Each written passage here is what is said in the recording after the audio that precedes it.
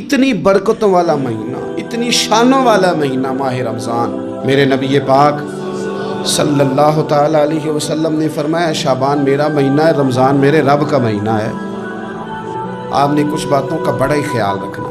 ایک تو آپ نے کوشش کرنی ہے نمازیں ذوق کے ساتھ پڑھی جائیں، یعنی ایک ہے کہ اوہ ٹانگیں نہیں اٹھ رہی اب تراویح کا ٹائم ہے، نہ اس میں کجی ہے، اس میں تھوڑا سا ذوق کی کمزوری ہے۔ اٹھنا ہے تو شوق سے اٹھنا ہے، بھاگ کے اٹھنا ہے۔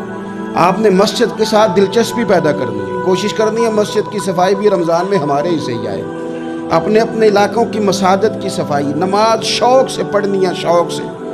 آپ نے رمضان المبارک میں کوشش کرنی ہے کہ آپ یہ کہیں کہ زیادہ سے زیادہ میں نہ دوسروں کو نواز سکوں، میں نہ چپکے سے پہنچوں کسی غریب تک، خود سے جاؤں اور رمضان سے پہلے جاؤں، تاکہ وہ پہلا روزہ جو اس نے رکھنا ہے نا وہ اسی لنگر سے رکھے جو میرے حصے میں آئے، اور اس کو اپنا موسم سمجھیں جس کی وجہ سے اللہ آپ کو ثواب دے رہا ہے، اس کو موسم سمجھیں جس کی وجہ سے اجر مل رہا ہے۔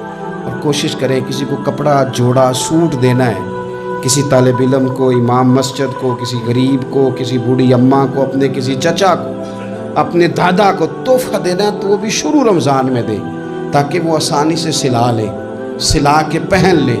رمضان میں ہم نے قرآن پاک سے پیار کرنا ہے، قرآن پاک سے پیار کرنا ہے، صبح بھی تلاوت، دوپہر بھی تلاوت، بچوں کو ذوق دلانا ہے، شوق دلانا ہے۔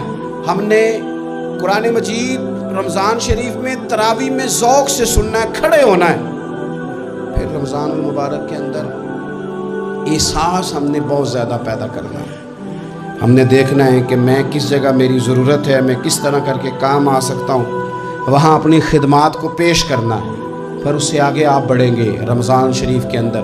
سحری میں اٹھنا تو ہے نا جی، دہی لینے بھی جانا پڑتا ہے، دودھ لینے بھی کئی دفعہ جانا پڑتا ہے، تو اٹھنا تو ہے۔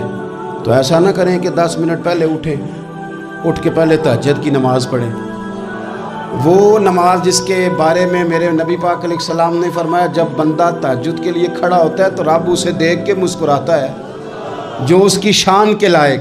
باقی نمازوں پہ ثواب ہو رہا ہے، تہجد کے وقت اللہ مسکرا رہا ہے۔ اور حضور فرماتے ہیں اگر جوان آدمی تہجد کے لیے اٹھے تو رب فرشتوں کے سامنے فخر فرماتا ہے۔ تو تہجد کی نماز ہر روز موقع ہونا ہے، اٹھنا ہی اٹھنا ہے۔ شہری کے لیے تو اٹھنا ہی ہے، تو وہی وقت تہجد کا ہے، خوب تہجد کی نماز پڑھنی۔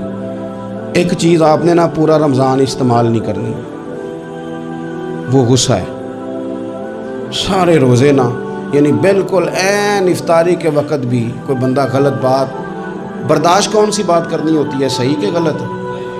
صحیح کو تو برداشت کرنے کی ضرورت ہی نہیں ہوتی، برداشت کرنی غلط بات ہوتی ہے۔ اس کو سہنا ہے، اسے کہنا یار روزے ہیں، رب کی رحمت برس رہی ہے، جا میں نے تجھے اللہ کی رضا کے لیے معاف کیا۔ اور ذہن میں حدیث رکھنی ہے کہ حضور نے فرمایا تو رب کے بندوں کو معاف کر، اللہ تجھے معاف فرمائے گا۔ رمضان شریف میں اور سعادت کے ساتھ اور پیار کے ساتھ، اور غیبت نہیں کرنی کسی کی بھی، کسی ادارے کی نہیں، کسی بندے کی نہیں، غیبت نہیں کرنی۔ آپ کو حدیث میں ملے گا کہ نبی پاک علیہ السلام نے کچھ بیویوں سے کہا تھا کہ تم نے تو روزہ توڑ دیا ہے، اور تم نے حلال کے ساتھ رکھا تھا، حرام کے ساتھ توڑ دیا۔ یا رسول اللہ کس طرح؟ فرمایا غیبت نہیں کی تم نے، مردہ بھائی کا گوشت نہیں کھایا، یہ بہت بڑا جرم ہے، اس سے بچنا ہے۔